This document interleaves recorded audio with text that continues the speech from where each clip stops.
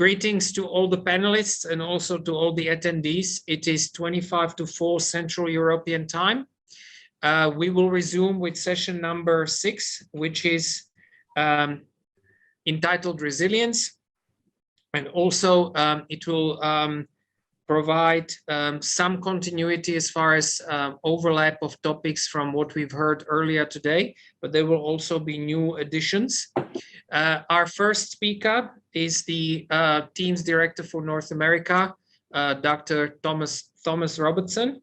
So Thomas V. Robertson is the Regional Director for North America.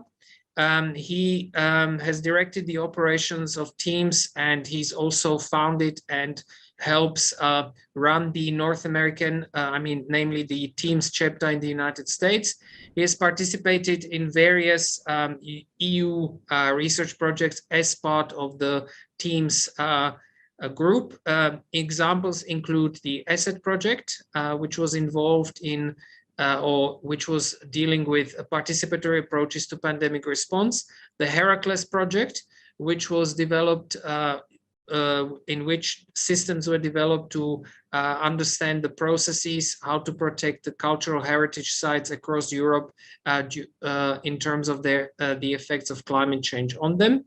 Dr. Robertson has published and presented numerous papers on risk communication during emergencies, disaster risk reduction, virtual simulations in emergency management, pandemic response, climate change resilience, the use of artificial intelligence and its implications in the fields of emergency management, the applications of advanced technology in the United States and other countries.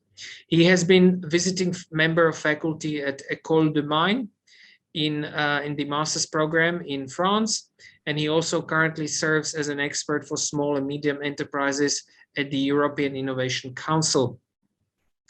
Dr. Robertson also holds the title of Senior Life Member of the Institute of Electrical and Electronic Engineers. Dr. Robertson is the founder and principal at the Thinking TIEMS, which is an international consultancy specializing on harmonizing human and machine intelligence. As a researcher and a trained engineer, he has developed innovations in biological systems modeling, pattern recognition, computer vision, and he's fluent in deep learning technologies. His practical organizational experience includes positions in research labs and aerospace organizations, such as chief scientist, program manager, and so on. He holds Bachelor of Science, Master of Science, and PhD degrees in electrical engineering from Purdue University, where he conducted research on bioengineering, communication, artificial intelligence, and remote sensing. He was a member of the technical staff at Bell Laboratories, Director of Advanced Information Sciences Division at the Analytical Science Corporation, Director of Engineering and Chief Scientist at Lockheed Martin, and others. In these positions, Dr. Robertson performed and managed research and development in telecommunications, signal, and image processing, to name a few. And after that introduction, I hand off the floor to Tom. Thank you very much, Roman. I appreciate that introduction, and I'm glad to be with all of you. I'm here on the west coast of United States, where it's a little after 6:30 in the morning, so it's morning for me. And I'm very pleased to be with you.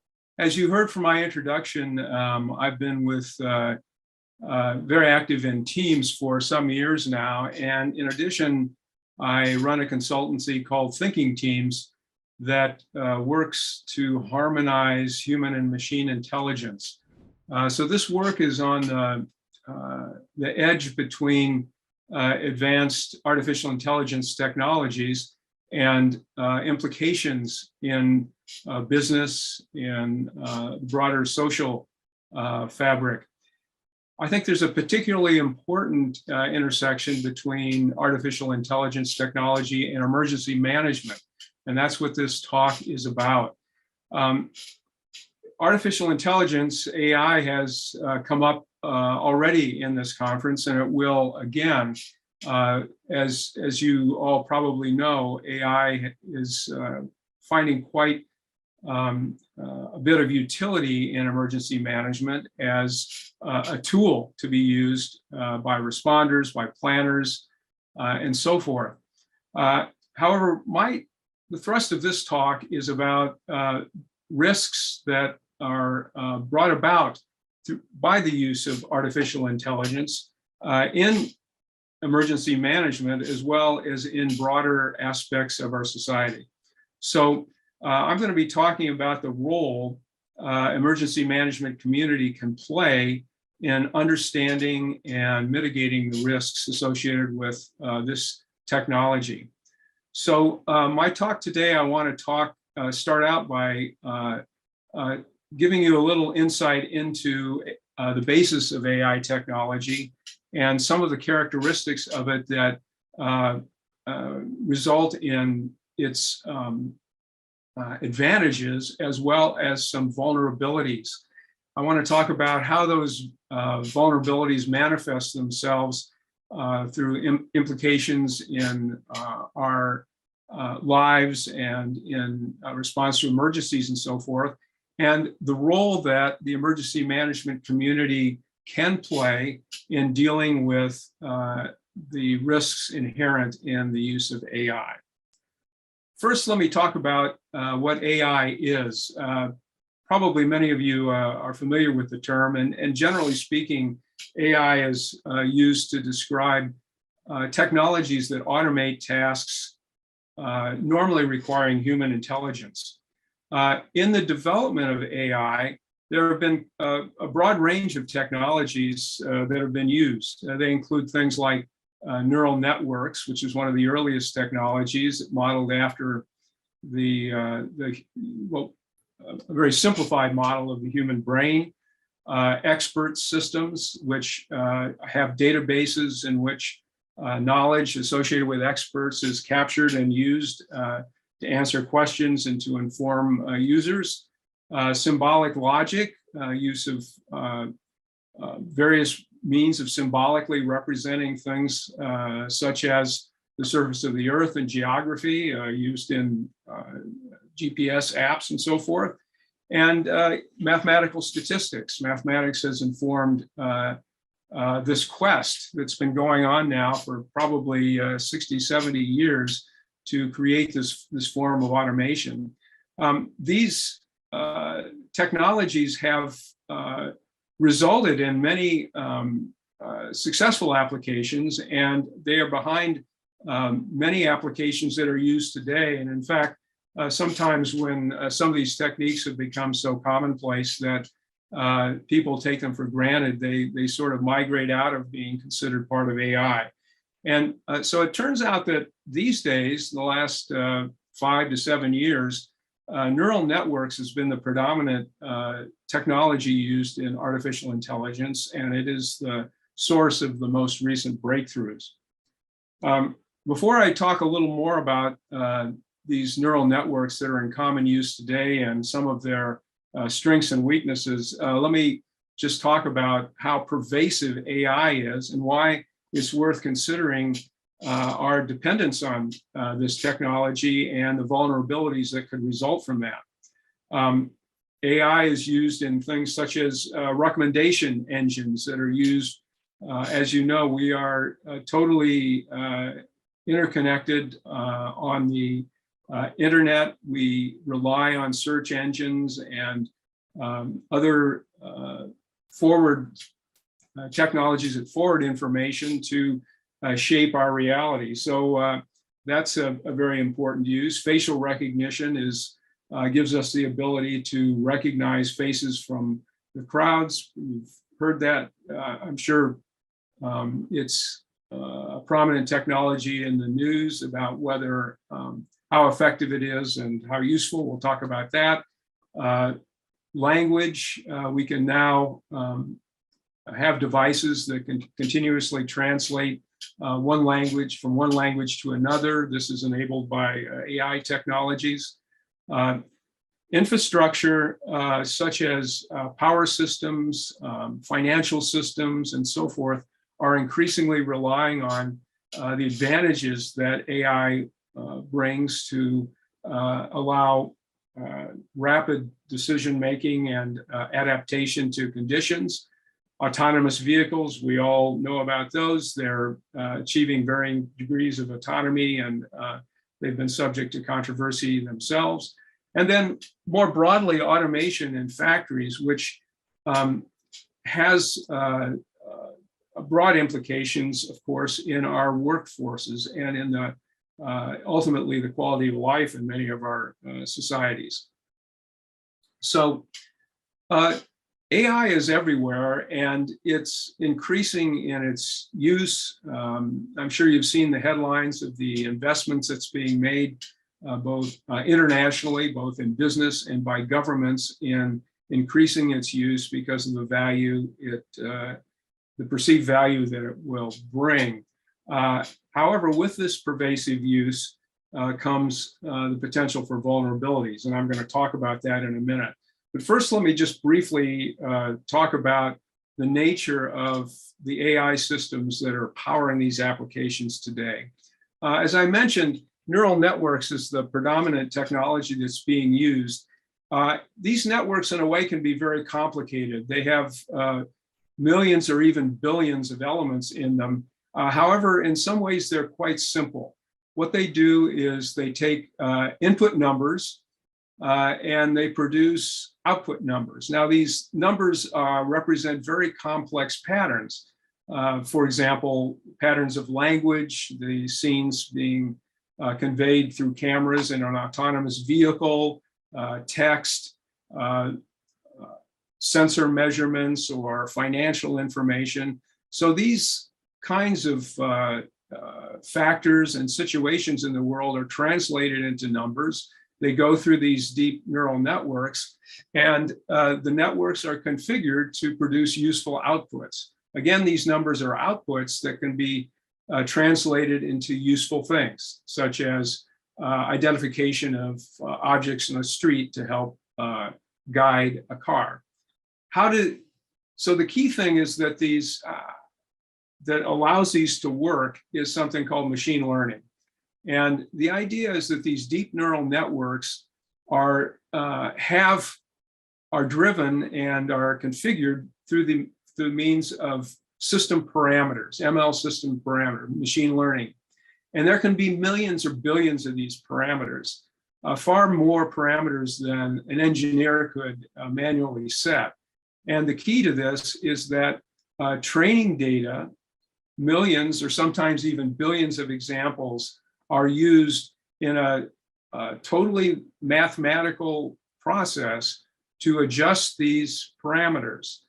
The adjustment is made through a process called backpropagation, and the adjustment is driven by a cost calculation, which is a mathematical formulation, that a mathematical score that represents what the neural network's objective is. So a low cost means it's performing well. And so the idea is that through this training process where millions or billions of examples are presented to the neural network, it tries to get the right answer. The extent to which the answer is off target, the system parameters are adjusted. There can be many, many iterations of this, and eventually the neural network has its parameters adjusted so that it can function effectively. So what are the implications of that? There's really two primary problems associated, limitations associated with this model of AI, these deep neural networks. And primarily they're driven by, they're only as good as the data that's been used to train them, and they're only as good as the cost function that's been defined by the engineers developing the system to define how well they are performing. So if either of those are deficient in any way, we can have some problems. So what kind of risks can emerge from this? Failure in novel situations. If the training data does not include something that comes up as the system is deployed, it can fail. So for example, there was a case recently where an autonomous vehicle had never encountered in its training a situation of a pedestrian walking a bike across a street in the middle of the night. And when that novel situation was presented to the AI that was driving the car, it resulted in an accident. It didn't recognize the pedestrian as something, and there was an unfortunate collision and death. Bias is an issue. If the training data distribution is biased, perhaps because of past, it's historical, and so the biases of history can be replicated in the performance of the system going forward. There are situations where, for example, assessing the risk of a person, risk to in committing a crime can be biased by past associations. Increasingly, our infrastructure takes advantage of the ability of AI to take into account lots of data and to make fast decisions. That creates a vulnerability if the AI should fail. So for example, the Colonial Pipeline was recently hacked, and it resulted in an interruption of energy services throughout the eastern part of the US. Of course, AI is also used in weapons, and it can result in lethality and unintended lethality. So that's a risk. AI is increasingly used online, and online sources, social media, has an increasing ability to shape public opinion, and that can result in unrest and polarization. AI can also be used by those who would try to monitor and control populations. And the broader implications of automation can result in increasing unemployment and social unrests. So there's quite a range of risks that are associated with the increasing use of AI. And really there's three main types. One type of risk is an unintended consequence. For example, the failure in novel situations. Another type of risk is just failure. That is infrastructure vulnerability, for example, when if the system for some reason, as any automation system could fail. And then malicious use is also a problem. So how do you mitigate these risks? And this is where I think the emergency management community can play a role. And first, I want to acknowledge that the emergency management community here, I want to talk about them in fairly broad strokes. We often focus on responders, which are in the operational part of the emergency management community.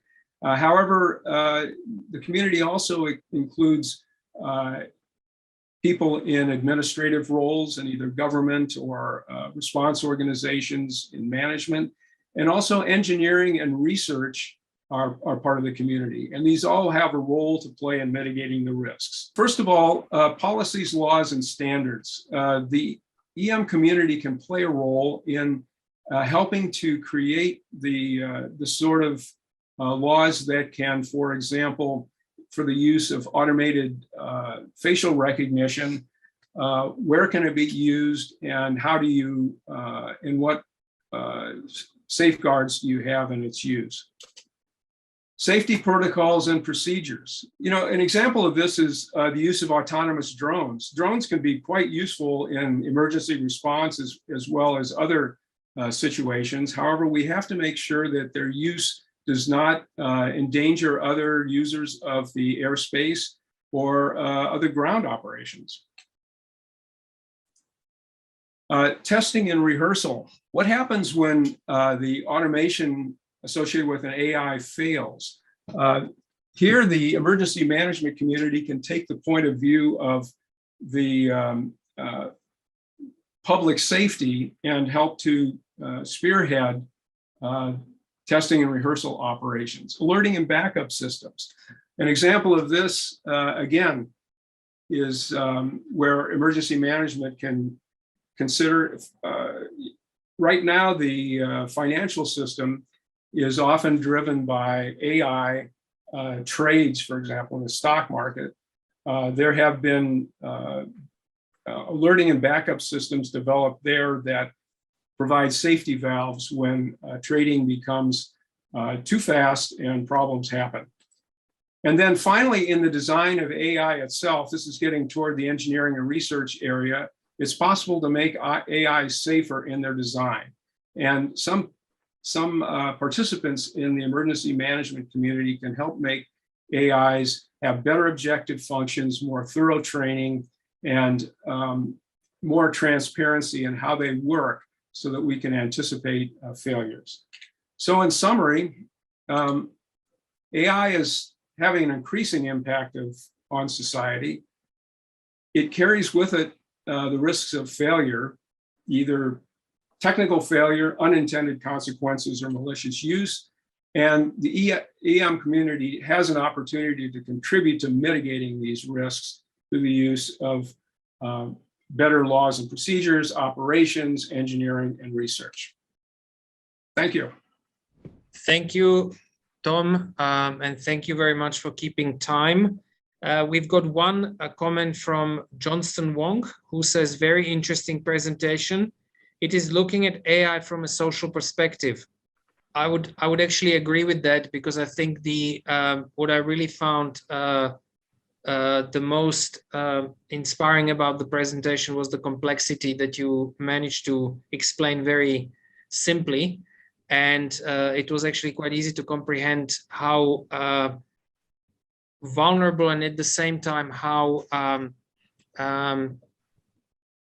empowered we can be by artificial intelligence, especially in an era where predicting uncertainty has become pretty much a way of daily life. Okay, I don't see anything. So Tom, thank you very much for your presentation. If there are more questions, we can always take them at the end of the session. All right, thank you very much.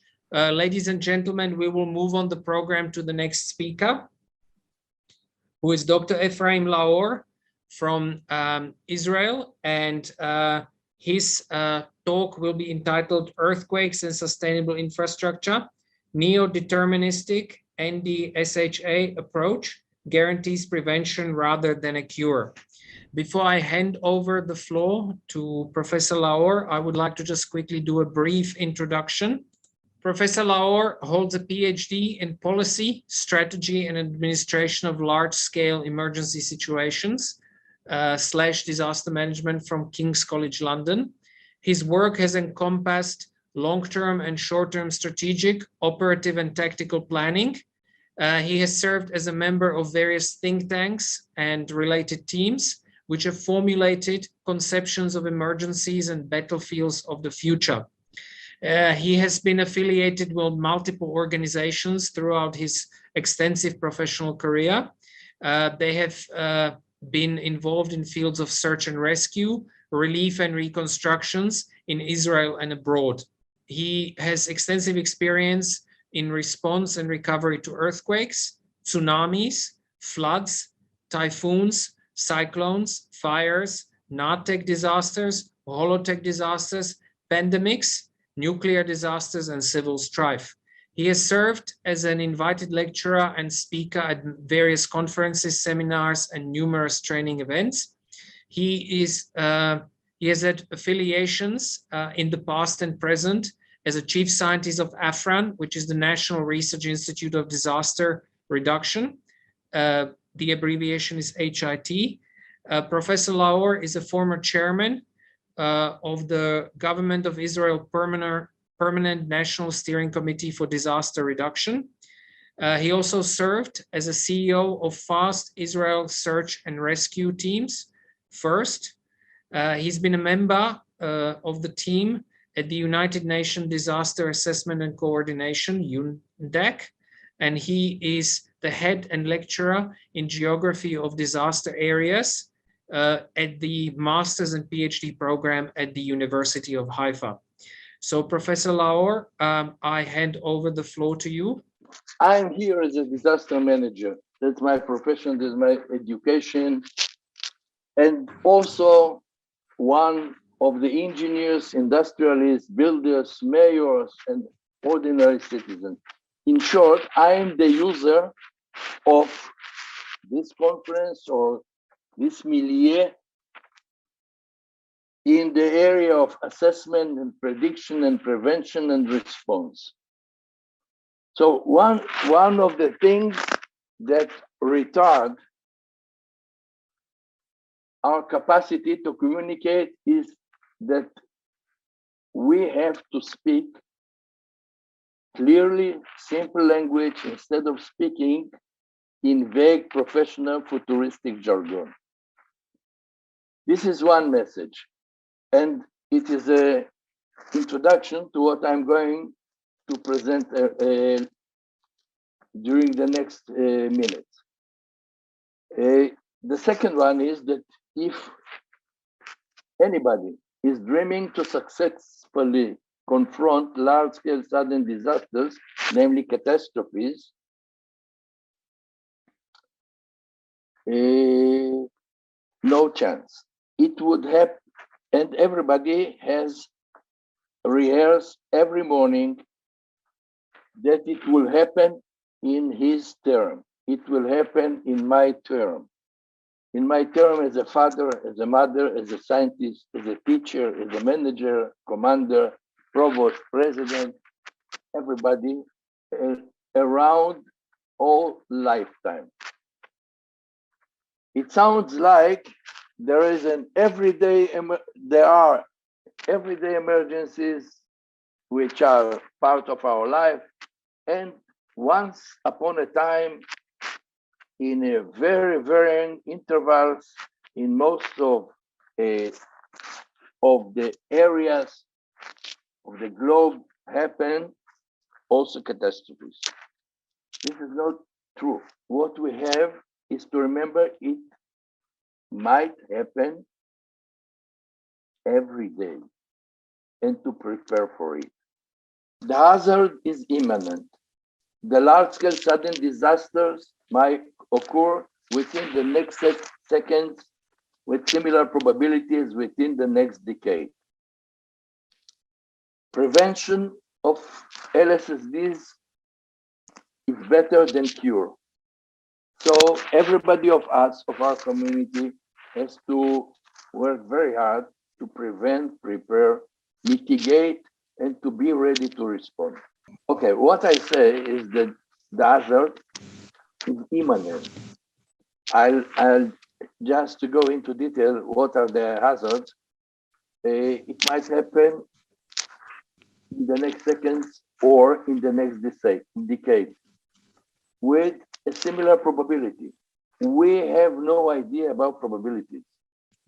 That's what I'm going to argue during this presentation. Prevention, by definition, is better than cure a disaster. So we have to work hard to prevent, prepare, mitigate, and to be ready to respond, always. It is very clear from experience and also the literature that it is impossible to be ready by doing nothing. However, this is the norm worldwide rather than the exception. Most people, ordinary people, and their leaders and their government and their authorities do nothing in between to prepare themselves. They do for many issues, but catastrophes, something which is beyond design, and yields catastrophes and killings and disruption of life. There are many things all familiar to our audience, but I want to stress one, the last one, ignorance. and illusion. We know all the disaster agents, but we disregard ignorance, lack of knowledge, and there is also negligence and intentional negligence. And I want to focus on ignorance. Ignorance, illusion due to counting probabilities, which are absolutely fake. Actually, we have two schools in our milieu. The probabilistic seismic hazards and the neo-deterministic seismic hazards. The neo-deterministic approach offers the state-of-the-art, best available scientific knowledge on earthquakes or any seismic related risk, because ignorance is not uncertainty. Probabilistic approach, the probabilistic school relates or affiliated to uncertainty. But here we have ignorance. We have no idea about causes and effects. We know a lot about what was in the past. We know next to zero about what will be the next concrete event. And that is the only one thing that is relevant. What will be the next disaster? Not what was in the history. And that's what the probabilistic know. The pretext for failure in confronting LSSDs is lack of financial resources worldwide. It is wrong. There are enough resources. We get, as disaster managers, enough resources. The real burden is lack of know-how, what to do with those resources, how to transfer them into operational capacity. And the reason that we don't know is because we grasp to very, very to ignorance. No. The first step for reform is calibrating scientific paradigms for hazards by knowledge from past LSSDs, not from imaginative, but what happened, really happened. And then to use it, first of all, in a reliable mode to transfer it to the public. I think that the recent 2 years with the virus, with COVID-19, is an example of cheating the public. Cheating by, first of all, providing not reliable information, even if there is, and secondly, to provide information even if the experts know nothing. But they appear on the TV and they speak, and so are leaders. So 2 mega lessons. The first mega lesson for this presentation is that statistical probabilistic tools for seismic hazards are absolutely irrelevant to unprecedented occurrences. Unprecedented occurrences cause the catastrophes. Those occurrences that we are familiar with will cause an incident, a small one.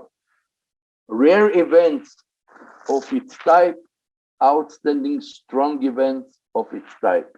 All occurrences that jeopardize hundreds of thousands and cause medical irreversible damage to people's health.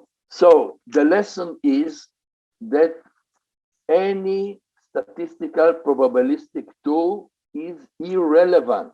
We may not use, but this is the most popular tool that is used in our profession during the last maybe 50, 60 years. So what is the alternative? Actually, there is no alternative. We, a group of scientists, we propose the possibilistic approach, the neo-deterministic approach. It is not an alternative to the probabilistic due to the fact that the latter is fake. So there are not two schools. There is one school which is very, very popular, but is fake, nothing in it. But it yields a lot of disruption of life, disruptions of a system, disruption of everything, and disasters. And all that because people are putting hope over experience. We have already a body of knowledge about past disasters and responses. We have to learn the lesson. One of the moves has to be to focus on prevention and sustainability rather than response. Now we are all focusing on response, waiting for the disaster and then act. No, we have now some of the knowledge, but we don't use it to prevent catastrophes. The neo-deterministic approach for earthquakes and sustainable infrastructures guarantees prevention rather than cure. That's what we propose to all people. We have to focus and to prepare ourselves and to prepare all countermeasures to confront the maximum credible disaster agents combined hazard. It sounds like it is doing too much, overdoing, not the minimum.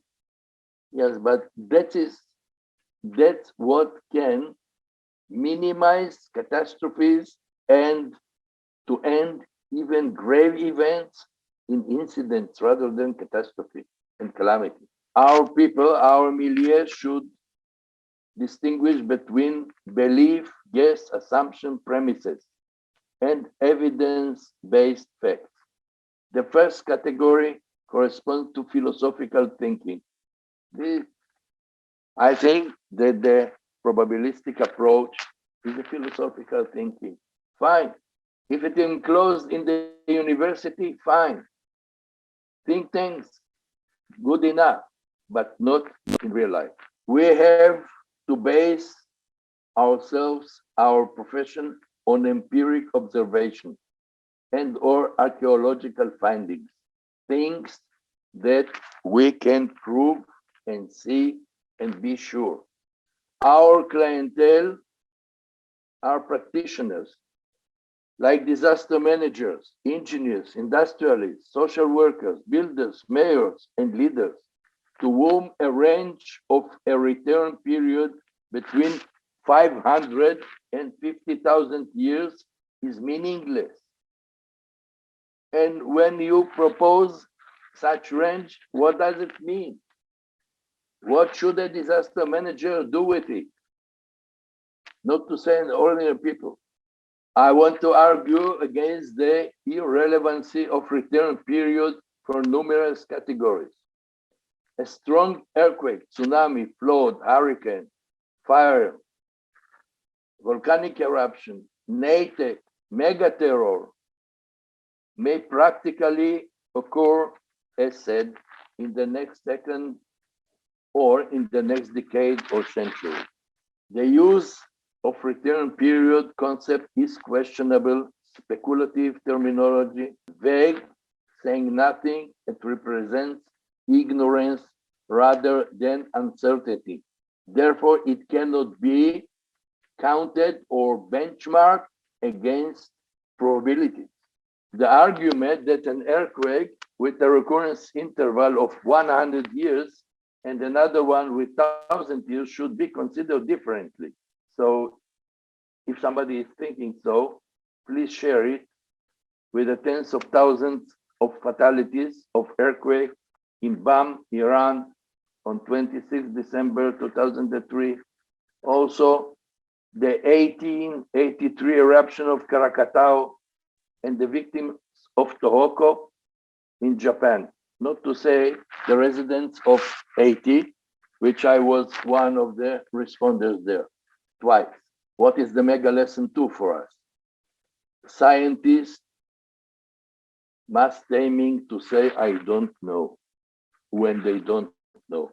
The last 2 years, we had so many examples regarding the COVID-19 that many disaster managers, so many physicians and researchers, they had no clue about the COVID, but you could see them on the TV time and again, speaking actually nonsense that proved to be nonsense several days later, and therefore we lost our credential among the people and ordinary and also the leaders. We have to be able to say, I'm talking about those who use the probabilistic tool, I don't know. And then exert efforts for unfolding the ignorance. In any situation, never cover ignorance by a poker face knowledge. Of course, we have to convince leaders, general managers, to respect this pattern and be patient instead of elusive. That even scientists, they don't know. And they need the time for research, but not to invent things that do not exist. And that is the probabilistic fantasy, because what does it mean? 30% for means to open schools or not? What does it mean? And of course, everybody can say something which is opposite of their opinion.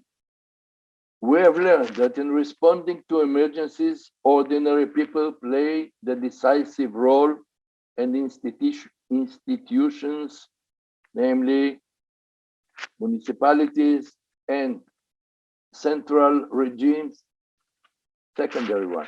In preparedness and mitigation, institutions play the decisive role.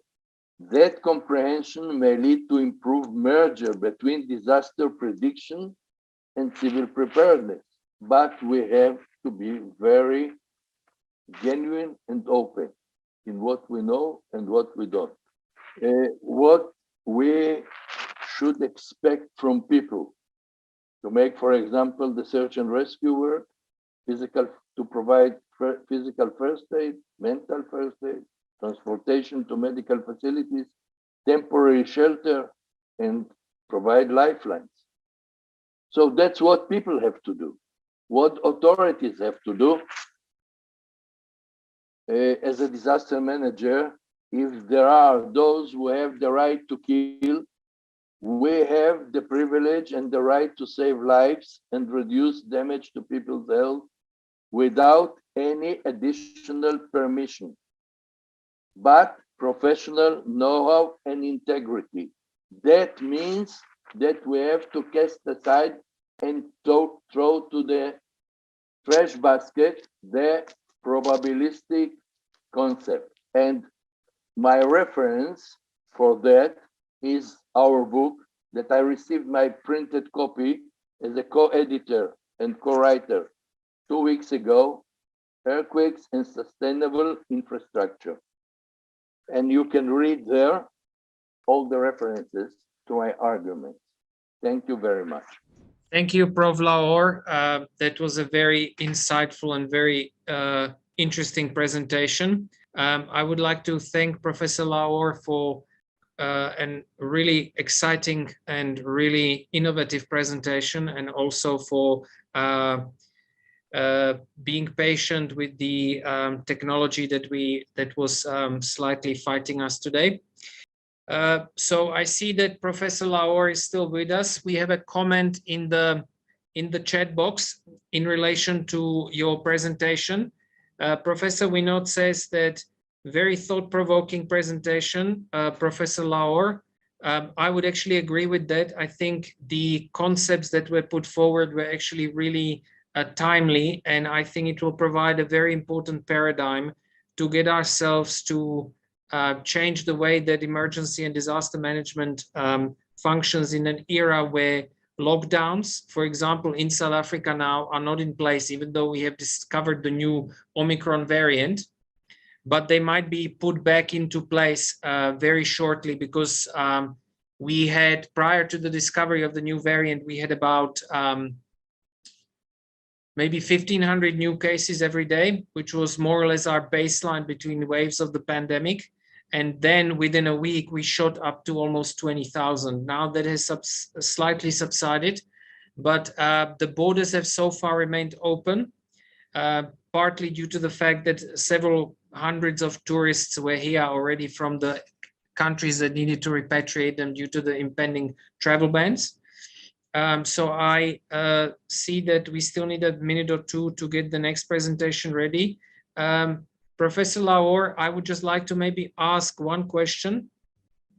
Do you think that the large-scale sudden disasters, sudden onset disasters that you talked about in your presentation will now be a paradigm to approach all new disasters we will face in the era of climate change, Anthropocene and beyond?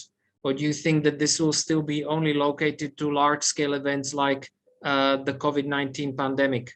It is very simple. If you can prepare your country or a district or a municipality, and of course the ordinary people, to every extra complicated situations. Of course, you have to adjust criteria, standards of living, patient, trust between all sectors of community, and you can deal and confront everything and reduce every potential catastrophe that I mentioned into an incident. However, do nothing, which is, as I said, it is usually that's what happens worldwide, that ordinary people and their leaders, they do a lot after the horses left the stable, instead of doing it as a prevention measure. If you make as a prevention measure, there will not be catastrophes. If you ask, okay, 30 years ago, is it possible? My answer would be no. But now we develop sufficient knowledge in many respects of counter catastrophes to confront and to reduce catastrophes, to incidents. Thank you. Thank you very much. We will move on to the next speaker, who is Dukhi, and he will present on sustainable approaches to infrastructure in the resilient era. So when you're ready, the floor is yours. Good evening to Mr. President and Dr. Roman and all the participants. I am very thankful to organizers of TIEMS Conference 2021. In this session, I am to discuss regarding the vulnerability of infrastructures and my subject is approach to sustainable infrastructure, which includes new infrastructures and old infrastructures. The need of infrastructures, slides are not coming. Slides are not coming. You cannot start a screen share while the other participants are sharing. This is what is coming. I am trying to discuss regarding the need of sustainable approach to infrastructure in resilience era. If we want to really reduce the vulnerability, then we have to have sustainable infrastructures which can reduce the vulnerability of disasters. Shanghai Conference at Japan has laid down targets, goals, purpose, and priorities. And with that, if we can really follow them, we can try to achieve those goals and targets. A lot of things can be done towards the sustainable, resilient, safe world. Earthquake, tsunami, floods, cyclones, other natural disasters are unpredicted. Seismically deficient buildings, including old and industrial structures, earthen and concrete gravity dams, roads, highway, railways, underground transportation system, bridges, tunnels, and other infrastructures are very vulnerable to earthquakes. Global warming, melting of glaciers, wildfires, tsunami, floods, cloud bursting, raising of sea levels, etc., are caused due to the climate changes and energy changes. Development of safe infrastructure will enable the world to sustainable resilience. It is of prime importance to see that all the new structures, urban renewals, are constructed as per the codes and standards of the country as multi-hazard resistant structures to the extent possible, which will enable the world in mitigating future disasters and face the challenges created by the climate change and other energy changes. It has been observed that those infrastructures which have been created, built, and constructed as per the country's code, they have behaved proper in the time of hazards. UNO and WHO, World Bank, and other world bodies have to play major roles. Success of Paris Agreement is essential to achieve sustainable, resilient world. Next slide. Earthquake resistant and sustainable resilient buildings. Earthquake resilient new buildings in India are constructed in compliance of IS 1893 code, first published in 1962, revised in 1966, 97, 1975, 1984, 2002, and 6th revision is in 2016. IS 1893 Part 1. Incorporating lessons learned from the past earthquakes and the modifications made in the international codes time to time. The structures designed as per the IS code 1893, Part 1 to 5, and IS 13920 are expected to undergo minor structural damage, but not expected to collapse during a strong earthquake ground shaking. Failures of non-structural elements like towers, tanks, parapets, smokestacks, chimney, brackets, cornices, and balconies, etc., and their attachment cause huge damages. In India, these structures are designed as per IS 1893 Part 1. Industrial buildings are also vulnerable to earthquakes and the associated accidents. IS 1893 Part 4 has stipulated criteria for earthquake-resistant design of these buildings in 4 categories, depending upon their vulnerability. Use of base isolators and energy-absorbing devices are being promoted in seismic zone 3, 4, 5 in India. So about 60% of the total area of India is seismically vulnerable. For sustainable development, the old existing buildings need to be surveyed for assessment of their fitness in respect of earthquake-resistant ability. Retrofitting of those seismically deficient buildings which requires strengthening due to building was not designed as per code, subsequently updating the codes and design practices, modification of the building, deterioration of the strength due to the aging of the building, damage, earthquake, etc., are needed to be identified. For old buildings, the seismic evaluation is very, very important. Urban renewal and retrofitting schemes should be prepared accordingly. Urban renewal schemes should be prepared considering the latest population data, rainfall data, the storm drainage system, provisions of sewage treatment plants, essential component of smart city concept, elements of green building concept, rainwater harvesting, water conservation, eco-friendly environments including forestation, etc. As per the guidelines covered under ECBC, Energy Conservation Building Code and National Building Code of India 2005 and 16. If these are followed, our infrastructures will be considerably sustainable. Multi-hazard resistant designs, along with the shaking of ground during the earthquake causing serious damage. Other chain of effects are like landslides, floods, tsunami, fires, cracking, sinking of ground, arterial actions, bursting of underwater stream, etc. Unpredictable level of disasters can happen and have been experienced in some of the past earthquakes in different parts of the world, including India. It is important to take necessary precautions in the site selection, planning and design of structures so that they are safe against such secondary and multi-hazard effects also. Many districts are identified as multi-hazard prone as per the National Building Code of India. Prevailing codes cover criteria for design against single disaster. Therefore, it is necessary to stipulate the required guidelines against multi-hazards of developing different types of structure. In the absence of the same, it becomes equally necessary for the planners and the designers to cross-check the safety of the design structure against the pertaining codes related to multi-hazards individually, and the structure should have required capacity to withstand the worst situation. So, in sum total, our structure should be designed against the worst design condition against the multi-hazards. Existing buildings, including new buildings, should be suitably strengthened against the floods and lateral forces in coastal area. Fire safety standards for all structures as per the National Building Code 2016 are to be followed in India, and which will give considerable amount of safety against fire. Kindly next.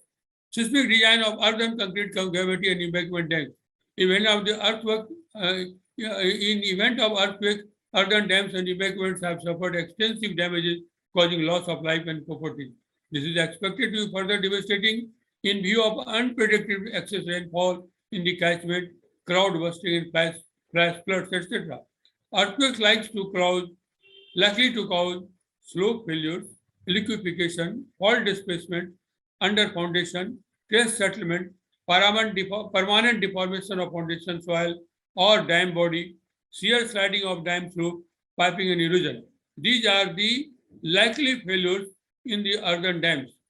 Defensive design measures are additional dam height to be provided, features of the crest to reduce the chances of overtapping, wider transition and filter section against the cracking, zoning embankment of the minimize situation of the materials, ground improvement to mitigate the liquefaction, installation of suitable infrastructure, instrumentation to minimize the piping through seepage cracks are to be taken. In event of earthquake, concrete and gravity dams, the embankments are vulnerable. These structures require more stringent design criteria regarding freeboard, seismic slope stability, and dynamic and hydrodynamic analysis, etc. Kindly next slide. Seismic vulnerability of road networks, bridges, tunnels.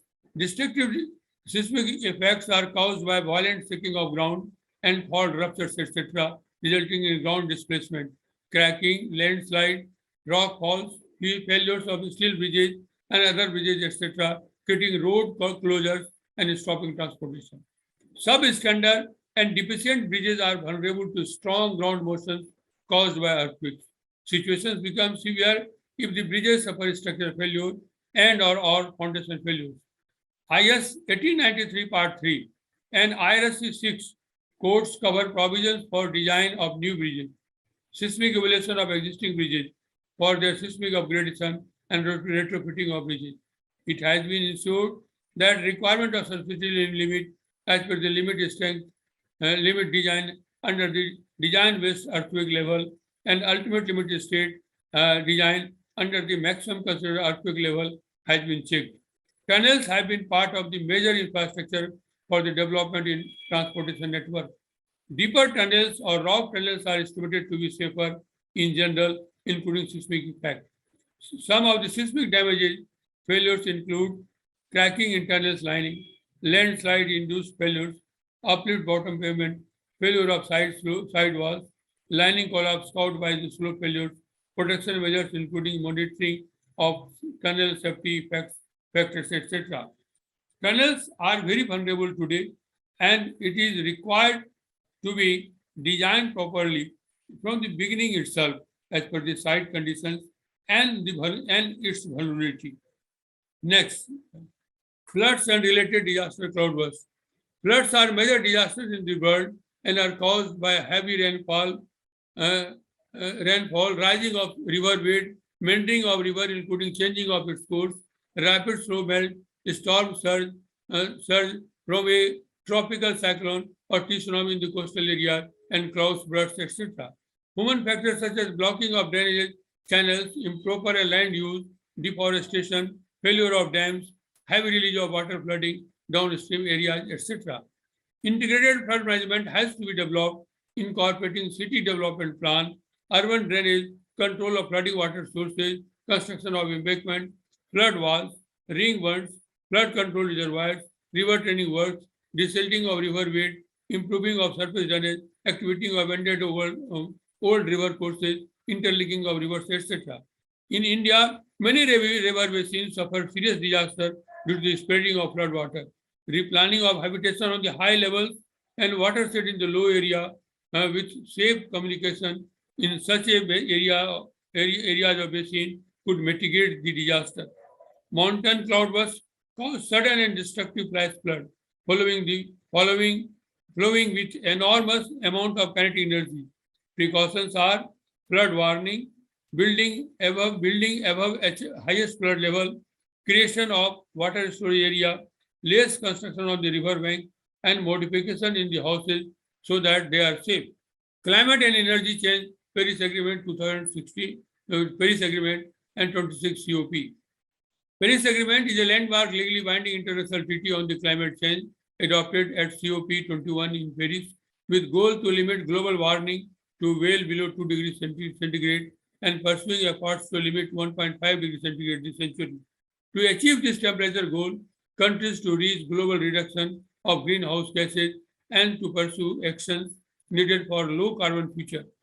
For resilient development of safe world, achievement of goals of Paris Agreement will act as a pillar in the future.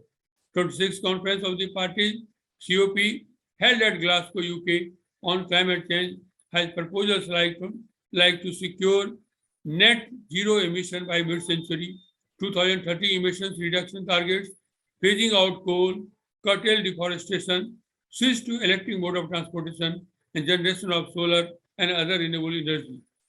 Achievement of these targets will go in long run to make the world safe against the climate changes. On 26 COP, India has given the commitments for net zero emissions by 2070, non-fossil energy capacity to 500 gigawatts by 2030, carbon intensity down to 45% by 2030, 50% of this energy demand to renewable energy by 2030, reduce 1 billion tons of carbon emission by 2030, Indian Railways target of net zero emissions by 2030, reducing of 40 billion tons of emission by use of LED. Kindly next slide. Vetting of analysis, design and drawing and conclusions. For sustainable resilient infrastructure, they all have to be safe against different hazards. This is what I wish to tell. Earthquake and other multi-hazard resistant structures involve specialized design expertise. It has been experienced that the considerable improvements are needed in original analysis, designs, and drawings after appraisal. The structural designs of structures on poor soil or in hilly areas or an active fault trace in seismic zone 3, 4, and 5 to be carried out by a structural engineer on record or by structural design agency on record. Proof checking of various structural designs has to be carried out by competent authority and structural design review panel, etc. So the vetting of structural design for the structures to be safe against earthquake or multi-hazards, this is required to be vetted or their designs are required to be checked.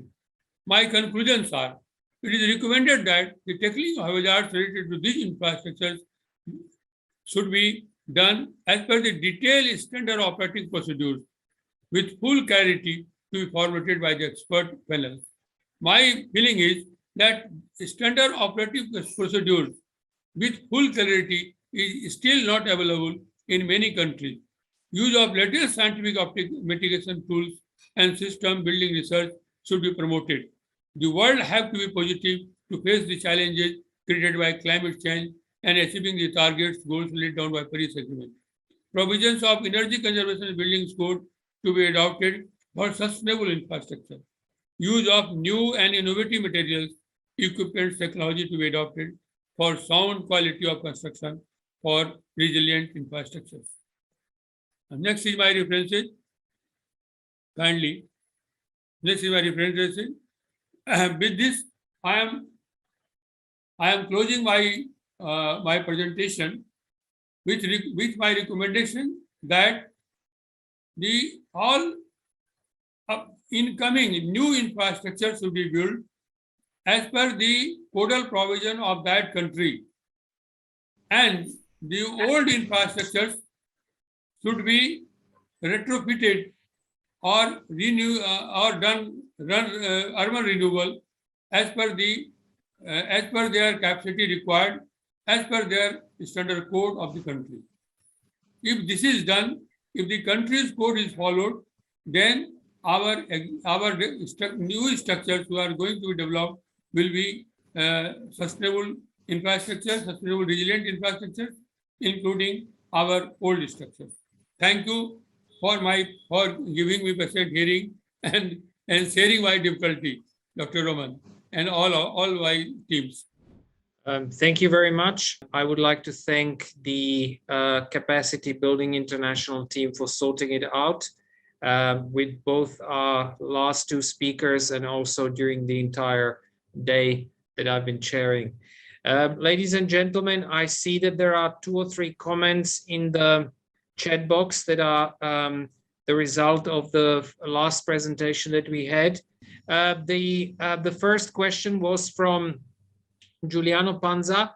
How long will it be necessary to wait for GEM being the global earthquake model, to be proven as wrong as GSHAP, which is the global seismic hazard assessment program?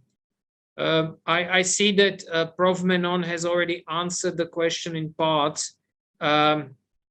saying that the Russian experts and Israeli experts have, and also Japanese experts have been wrongly advocating the use of ionosondes and GNSS stations to track the deviations in ion from monitoring for seismic activity.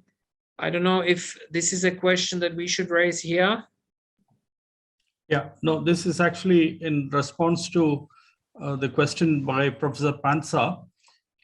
Yes, okay. There is a need to look at the deviations in ions, and this is actually being discussed by the Russian experts and also by Israeli experts. And what Professor Laor has said is very interesting in terms of looking at the collapse of GSHAP. Has been now more or less been accepted by everybody, and so there is a concern that GEM is also facing a similar kind of high risk of collapse. We have to shorten its life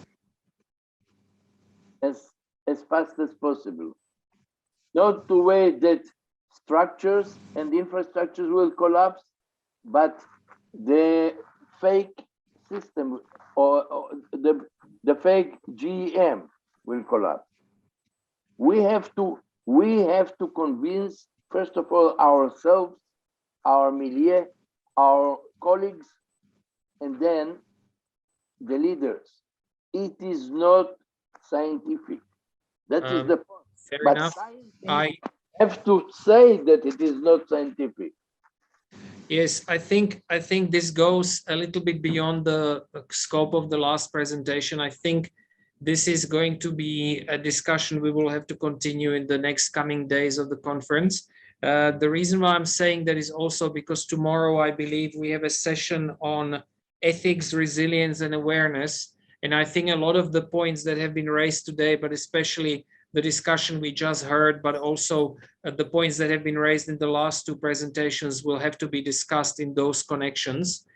The reason why I'm saying that is also because one of the things that is becoming more and more apparent is that it will require multidisciplinary and ever more growing number of disciplines will have to be involved in solving the problems that we face in the emergency and disaster management space. Given the increasing complexity of systems like smart cities, and also given the increased complexity of the infrastructure and the interconnectedness of all the systems that are involved in it. I would like to thank you very much for joining us. There is one hand up. Okay, let me see. Giuliano Panza has a hand up. Would you like to say something following up on the discussion that we've had just now? Tomorrow I will not be able to be here, and I just wanted to I brought up these questions just for the final conclusion of the day. If I remember correctly, there are a few minutes now for a discussion. I think that Efraim Laor already said quite important remark answering to my question. And I just would like to know if the other participants are aware of this problem, which is a major problem, I think, to wait for something instead of starting to do something. And I just wanted to stress this point. Okay, the floor is open to any comments that anyone else would like to make. See, actually, I think this is a matter of a very high priority for the people who are working in civil engineering, structural engineering, and geotechnical engineering needs to take this very seriously, because many earthquakes are happening, many tremors are happening, and volcanic eruptions are happening. So we need to really understand the science behind that, and that is where Professor Laor's presentation makes some very strong statements about the need to look at the models from the fact that they are not really being conclusive. And so we need to actually be very, very definitive about science behind seismology. So there are many efforts happening by scientists who are looking at the total electron content also, TEC mapping, which is happening. So I think GNSS stations are looking at also the way in which deviations are happening in ions, the electromagnetic kind of effects, geomagnetic effects, which are actually happening, also need to be tracked. And so these are some of the aspects. I'm sure that the group will probably, the members of TIEMS would probably need to discuss this a little more in depth. So we have to appreciate Dr. Efraim Laor's presentation, which is very thought-provoking, because it has also brought the focus on the need to look at models, especially GSHAP and also GEM, very carefully. Thank you. I think that the comment of the presentation of Laor show more than that, show that those models that are invading all the world are not reliable. They've been failing. And I think that the necessity is just to change paradigm and to move from probabilistic to some scenario, to some definition of what is the largest event we can expect in some region. And that is a totally different issue. And I think that this is very important, what the Professor Laor said. And I just wanted to be sure that that was understood. That's all what I wanted to say. I don't think that we need more research in collecting more data. I think that we have to start to do something with what we have already now in the terms of prevention. And of course, in the meantime, data will be accumulated, but we have something already proven that these models are not working, and there's something else is necessary. Understood. Thank you. That's a very good point. Any further comments, ladies and gentlemen? If I can add something. Please go ahead, Prof. Look, Professor, the last presentation, Dukhi at least it was my understanding that if there is a building code or whatever code, a kind of code or model, it represents reality. I must say I've been one of the responders to the earthquake in Gujarat. Gujarat is one of the places of the more developed areas in India. I've been also in Bhopal, Madhya Pradesh, and is again one of the industrial areas in India, which is one of the top 10 in the world. And if you compare any kind of code to what we found as search and rescue teams, namely the wreckage, it was like two worlds. It is not only for India, everywhere, including in Israel, when we dig into buildings, infrastructure, into bridges, into power stations, you find that there is nothing to do with prevailing codes. So it's not sufficient to build a theory or models for us as scientists based on what we write or what we propose as models or as building codes, because people that build, engineers, they don't know to read what we write, they don't understand, and for many, many reasons, not for money, they do something different. Now, in the lifetime of an infrastructure, which is normally, an infrastructure is not to last 10 years or 20 years, it's for many years. And many retrofits, at the end, what you find, something totally different of what was planned. Therefore, it is like a chicken without legs. And we have to, now we can repair the world, or we can internalize that this is the situation, and to be innovative in finding the way how to bridge between reality and our theories. Thank you. With that said, thank you very much. I think we can conclude our session there. Thank you very much, everybody, to the presenters for the excellent work that you have done, and congratulations on all your research that was presented today. Thank you very much to our panelists for your inputs and also the constructive discussions that have taken place.